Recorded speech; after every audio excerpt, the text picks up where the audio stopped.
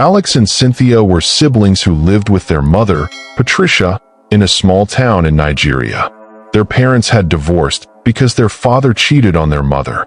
The court ruled that the children should stay with Patricia, who worked hard to take care of them. Alex was in JSS 3 and Cynthia was in JSS 2. They were very close because they only had each other. One evening, Patricia sat the children down and shared a Nigerian proverb: "A family that stays together grows together." But remember, there are boundaries that must never be crossed. Alex and Cynthia nodded, but they didn't fully understand what she meant. One day, after school, Alex and Cynthia came home to find their mother wasn't back from work. They decided to watch a movie together. But the movie they chose was not for children. It was an adult movie with scenes that made them curious. Alex turned to Cynthia and said, "Let's try what they did in the movie. Didn't you enjoy it?" Cynthia hesitated but finally said, "Okay, but we have to be careful so Mummy doesn't catch us." That was the first time they did something they shouldn't have. They didn't know it was wrong because no one had ever told them. When their mother came home, she found them sleeping in the same room. She thought it was just brotherly love and didn't suspect anything. Alex and Cynthia had developed a routine. Whenever their mother, Patricia, wasn't home, they would engage in their forbidden act. They thought they were being careful, but one day, everything changed. On that fateful day, Patricia didn't go to work. Instead, she decided to go to the market to buy groceries. Before leaving, she locked the door, thinking her children were still in school. But Alex and Cynthia had returned home early, unaware that their mother hadn't gone to work. As usual, Alex turned to Cynthia and said, "Let's try that thing we watched yesterday. Didn't you enjoy it?" Cynthia hesitated but finally agreed. "Okay, but we have to be quick so Mummy doesn't catch us." Meanwhile, Patricia returned from the market and noticed the door she had locked was now open. Her heart skipped a beat. The children must be home, she thought. As she entered the house, she heard strange noises coming from Cynthia's room. The sounds were unmistakable, moaning and heavy breathing. Patricia's stomach churned as she rushed to the room. She pushed the door open and saw the unthinkable. Alex and Cynthia were deeply engaged in the act. The bag she was holding fell to the floor with a loud thud, snapping the siblings out of their trance. Alex and Cynthia froze, their faces pale with shock. Patricia was trembling with anger and disbelief. She grabbed a cane and began beating both of them mercilessly. "What are you doing?" she screamed, her voice filled with rage and pain. Cynthia, tears streaming down her face, stammered, "Mummy, he was just helping me remove something." But Patricia wasn't fooled. She sat them down and explained, her voice shaking, "What you are doing is wrong. It's an abomination. Siblings must never do this." Alex and Cynthia promised never to do it again, but deep down, they didn't want to stop. They just decided to be more careful. Even after Patricia's warning, Alex and Cynthia continued their secret relationship. This time, they were more careful, only engaging in their forbidden acts at night when their mother was asleep. Alex would sneak into Cynthia's room, and they would do what they had been doing before, convincing themselves that as long as no one found out, it wasn't wrong. One night, Patricia woke up thirsty and went to the kitchen for water. On her way, she heard strange noises coming from Alex's room. Her heart raced as she approached the door, her mind refusing to believe what she feared. She pushed the door open and saw them again, her children, entangled in the very act she had warned them against. This time, Patricia didn't scream or beat them. She simply stood there, frozen, her face pale and her hands trembling. The shock was so overwhelming that she fainted, collapsing to the floor with a loud thud. Alex and Cynthia panicked. They quickly pulled apart and rushed to their mother's side, sprinkling water on her face until she woke up. When Patricia opened her eyes, she didn't say a word. She just looked at them with a mixture of sadness, disgust, and despair, then slowly got up and walked to her room, leaving the siblings standing in stunned silence. The next morning, Patricia didn't come out of her room. Alex and Cynthia sat at the breakfast table, waiting for her, but she never appeared. When they finally peeked into her room, they found her sitting on the edge of her bed, staring blankly at the wall. She didn't acknowledge them, not even when Cynthia softly called out, "Mummy?" Days passed, and Patricia's silence continued. She stopped cooking for them, stopped speaking to them, and stopped looking at them altogether. The house, once filled with the sounds of their mother's voice and the routines of daily life, now felt like a tomb. Alex and Cynthia were left to fend for themselves, scrambling to make meals and take care of the house, all while carrying the heavy weight of their guilt. Patricia's silence extended to their schooling. She refused to let them go to school, locking the doors and keeping the keys with her. "You don't deserve to go to school," she said one evening, her voice cold and distant. "You've disgraced this family. You need to stay here and think about what you've done." Alex and Cynthia were devastated. School had been their escape, the one place where they could forget about their troubles and just be normal teenagers.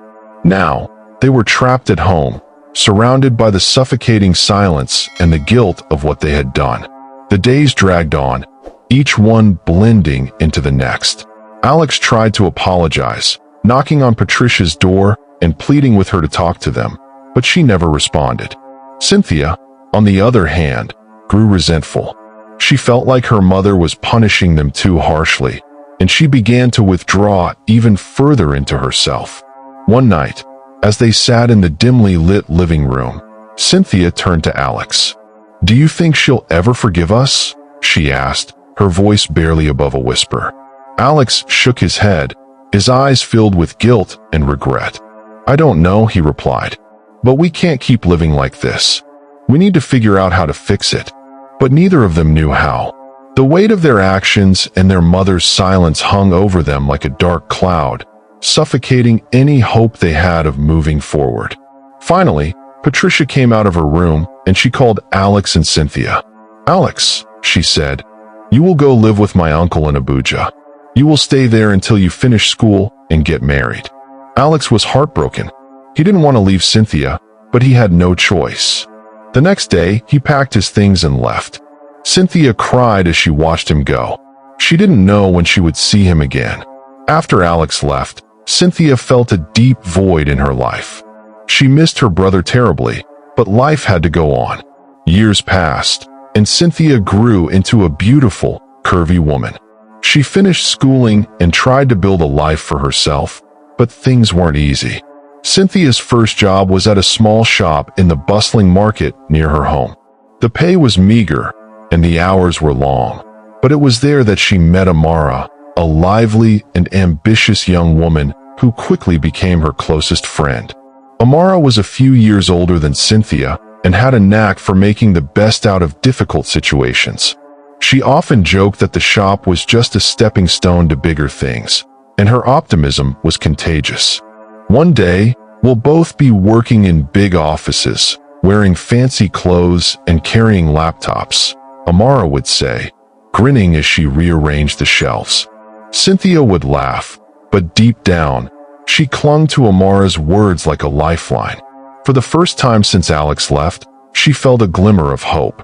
However, the shop's owner was stingy and exploitative, paying them barely enough to cover transportation.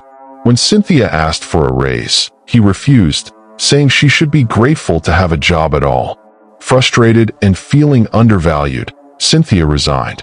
Amara, too, left shortly after, landing a job at a slightly better-paying boutique. Cynthia eventually found work at a small office, but her struggles didn't end there. Her boss, a middle-aged man with a sleazy demeanor, constantly harassed her, demanding inappropriate favors in exchange for her salary. Cynthia refused and eventually resigned, feeling hopeless and disheartened. She wondered if she would ever find a job where she was respected. During this time, Amara remained a constant source of support. She would visit Cynthia at home, bringing snacks and gossip, and encouraging her to keep pushing forward. "You're too talented to give up," Amara would say. "The right opportunity will come. You just have to be ready for it." Cynthia's love life wasn't any better.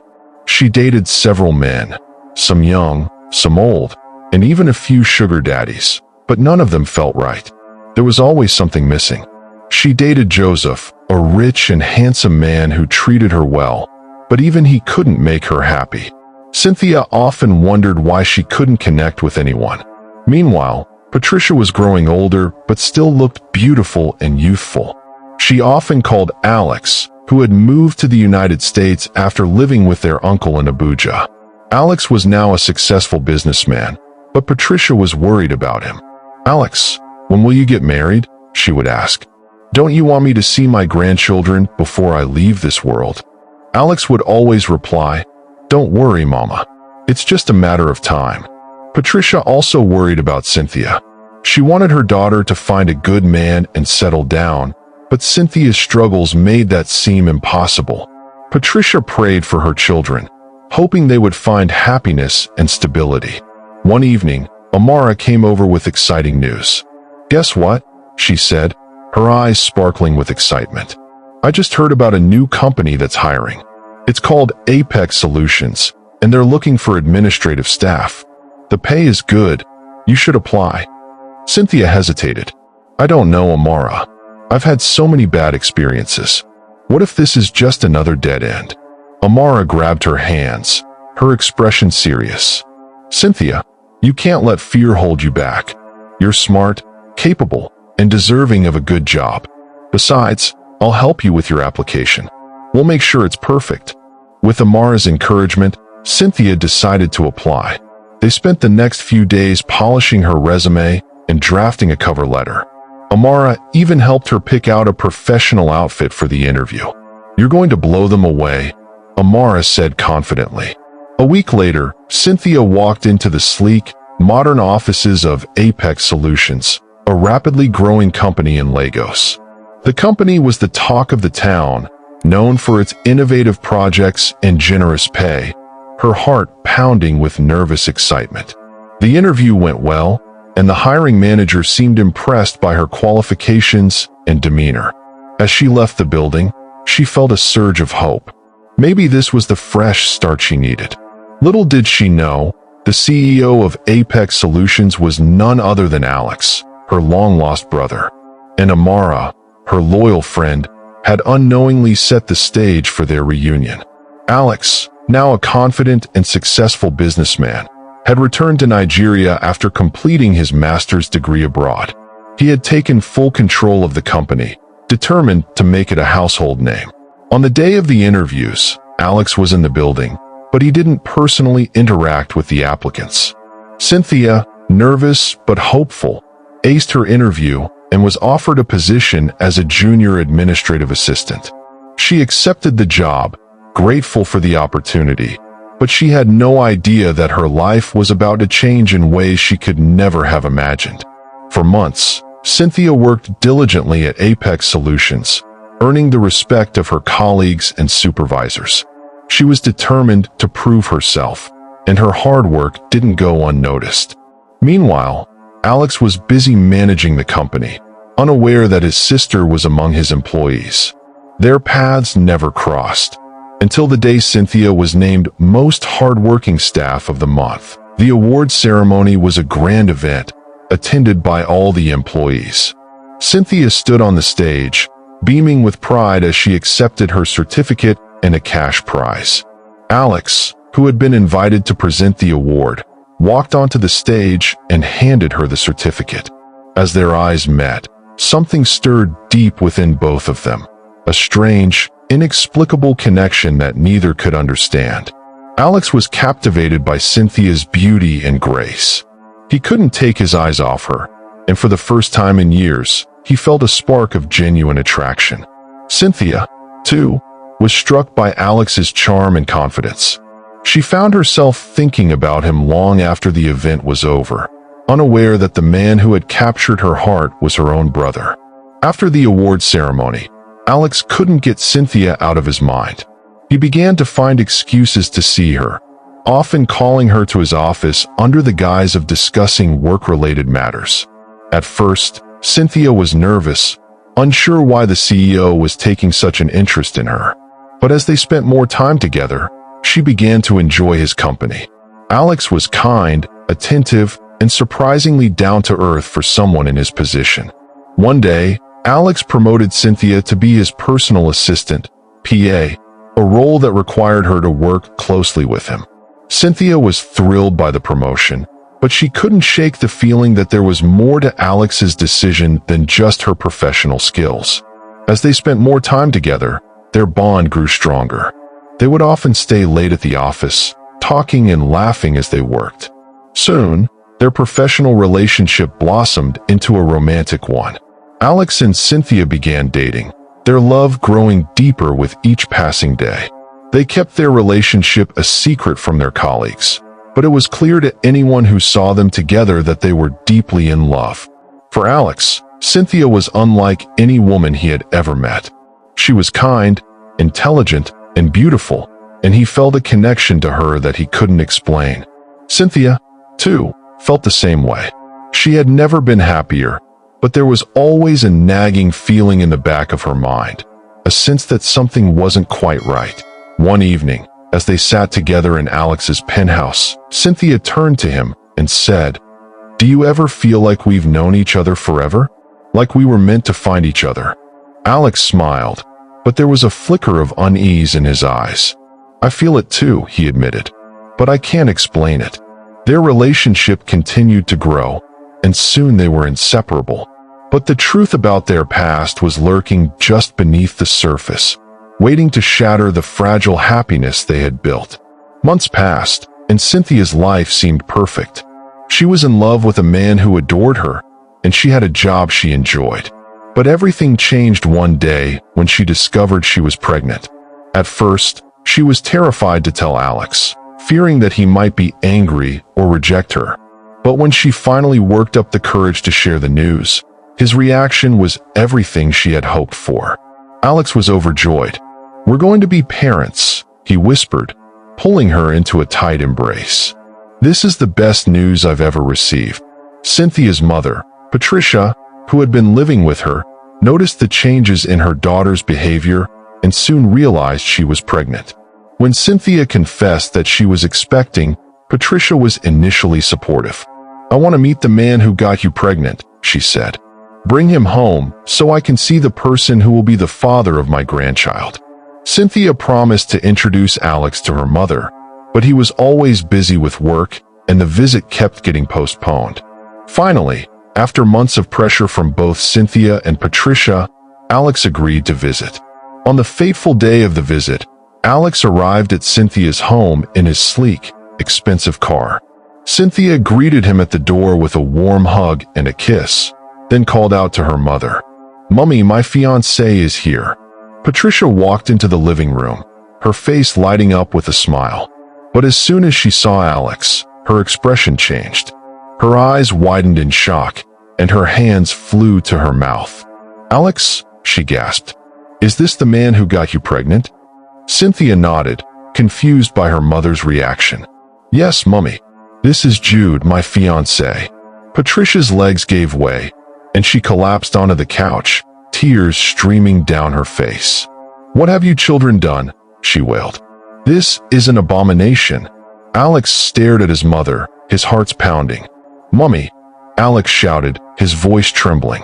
At this point he knew he had made a grave mistake. Patricia looked at him, her eyes filled with pain and despair. "Don't you know this is your sister Cynthia, and now she is carrying your child?" The room fell silent as the weight of her words sank in. Cynthia's hands flew to her stomach, and she let out a strangled cry. Alex staggered back, his face pale with shock. "No, this can't be true," he whispered. But deep down, they both knew it was. The strange familiarity they had felt, the inexplicable connection, it all made sense now. They had fallen in love with each other, unaware of the truth that bound them together. Patricia buried her face in her hands, sobbing uncontrollably. "What have I done to deserve this?" she cried. "I tried to protect you, but it wasn't enough."